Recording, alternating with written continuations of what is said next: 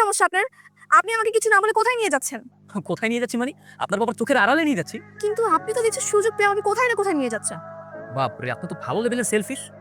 আপনার বাবার সামনে আপনার বন্ধুর সাথে আপনাকে কত বড় একটা হেল্প করলাম, কই আমাকে থ্যাঙ্কস দিবেন তা না, উল্টো আমার উপর আপনার রাগ দেখাচ্ছেন। কিন্তু আপনি যে আমাকে হুট করে এভাবে নিয়ে আসলেন এর জন্য যে আমার জব চলে যেতে পারে আপনার কোনো আইডিয়া আছে? আরে দাঁড়ান। কোথায় যাচ্ছেন? এরকম শুনশান একটা রাস্তায় আমাকে একা ফেলে চলে যাবেন? আর ওয়েট করাটা বলবো না, চলুন আপনাকে নামিয়ে দিয়ে আসি। তুমি তো ভালো করে জানো আমি নিজের পায়ে দাঁড়াতে চাই, নিজের খরচ নিজে বের করতে চাই। আমার কি টাকা পয়সার অভাব? তা ঠিক নয়, বাট এটা আমার শখ, আমার ইচ্ছা। কাল থেকে যেন এসব ভূত আর তোমার মাথায় না দেখা। কিরে, দেখা হইছে? না রে, পর আসবে না। অনেকেই জব ছেড়ে দিছে। যেভাবে করে খুঁজে বের করতে হবে। কিন্তু এত বড় শহরে ওকে একা কিভাবে খুঁজবি? কি সমস্যা কি আপনার? হ্যাঁ, আপনি কি কিছু বুঝেন? ওনার ফ্রেন্ড, ওকে আমি প্র্যাকটিক্যাল করার জন্য রিকোয়েস্ট করতেছিলাম। এই হাত তুই ভাবির উপরে উড়াইছিস না? এই হাত আজকে ভাঙ্গা হলাম তো। সরি। ওরে আমি চ্যালেঞ্জ দিয়েছিলাম 7 দিনের মধ্যে পড়াবো। 3 দিনের ভিতরে পড়াই দিয়েছি, তাও তোরা বিশ্বাস করতেছিস না? প্রমাণ ঠিকই দিতেছে, টাকা রেডি রাখ। প্রমাণ দিতেছিস না? দাঁড়া, প্রমাণ দিচ্ছি। হ্যালো কে? আমি রিদ্দু। কেন দিতে পারোনি? ও তুমি? আচ্ছা মানে আমরা কি তাহলে আউটডোর বা রাস্তায় করতে পারি না? আরে ধুর, এইসব কাজ কি আউটডোরে হয় নাকি? বাসে চলে আসবা। কি আপনি ফুল বিক্রি করতে এসেছেন নাকি? আমাদের ফুল টুল লাগবে না। কি রে, কার সঙ্গে কথা বলিস? ভাবছি বাসাটা চেঞ্জ করে ফেলবো, অন্য কোথাও বসেন। কোথায় নেবে? কেন, তোমার মনে?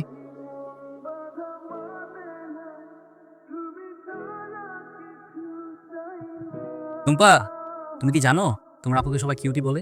হ্যাঁ জানি তো, আমার বড় বোন না আমার মতোই হয়েছে। তোমার আপু হচ্ছে আমার কাছে চাটনি মানে? চাটনি বললাম কারণ তোমার আপু আমার লাইফে এন্ট্রি করে আমার সাদামাটা জীবনটাকে পুরো চাটনির মতো টক ঝাল মিষ্টি করে ফেলছে।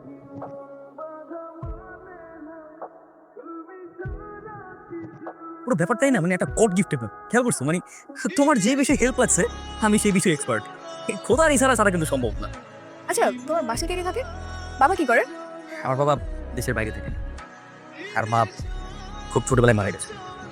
তার মানে বাসা তুমি একাই থাকো? হ্যাঁ।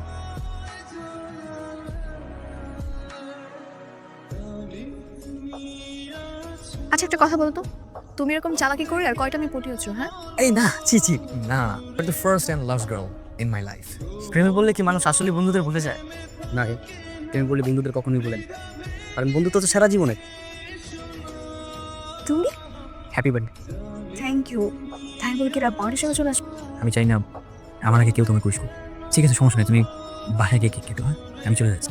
আপনি কি কেকের মধ্যে রিং রেখেছিলেন? হ্যাঁ, ওইটা আমারই কাজ। কেন? আপু এখন হসপিটালে, আপনার কেক খেতে গিয়ে রিং সহ খেয়ে ফেলেছে।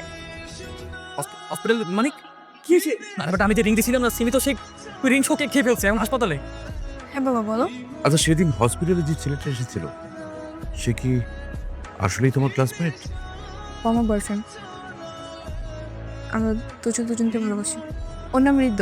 ও খুব ভালো ছেলে। ও আমাদের সেক্টরেই থাকে। ওর মা নেই, বাবা বিদেশে থাকে। তোমাদের বিয়ের ব্যাপারে কথা বলবো। কি বলে, সত্যি?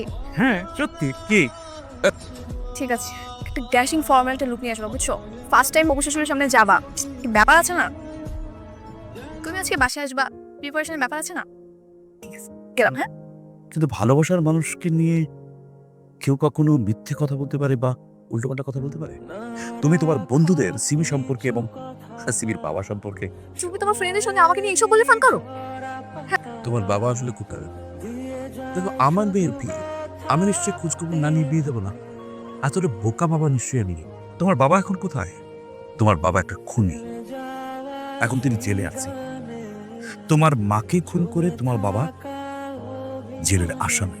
এখন তুমি সিদ্ধান্ত নেবে, তুমি ওকে বিয়ে করবে কি করবে। ও সিমি, প্লিজ আমাকে ভুল জানার কথা শুন।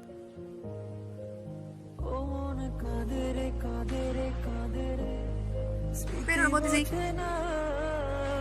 সিমি তুমি প্লিজ আমাকে কিছু বলতে দাও, আমার কথাটা তো শোনো। দাঁড়াও। সিমি তুমি ইগনোর করো না। সিমি, চলো। সিমি, আরে সিমি, এই দাঁড়াও না সিমি। এই প্লিজ আমার কথা শুনো। সিমি সিমি সিমি সিমি প্লিজ আমার কথা তো শুনো। সিমি,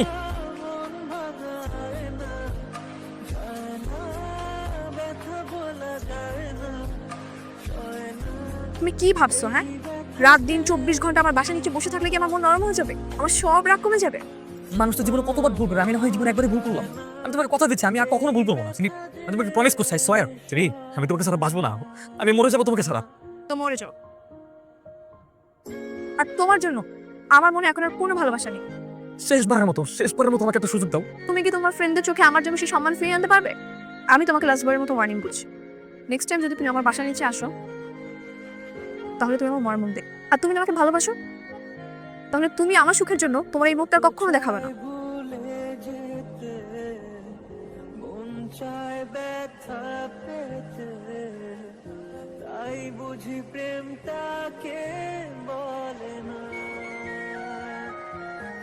তুমি রোজ রোজ ওর জন্য কষ্ট পাচ্ছ, আমার কি খারাপ লাগে না?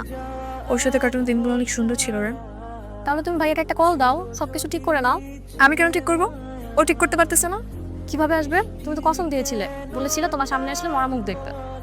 হ্যাঁ তাই তো। এটা হৃদ্যদের বাসা না? হৃদ্যকে একটু ডেকে দেন না। কি হলো? না তো কি হয়েছে? তাহলে আসলে আমার সাথে এটা হৃদয়ের খবর। আজ পর্যন্ত এই খবর কি আসে? হৃদয় মারা যাওয়ার আগে একটা চিঠি দিয়ে গেছে। আপনার নাম কি চিনি? এই চিঠিটা তোমার হাতে পৌঁছাবে কিনা?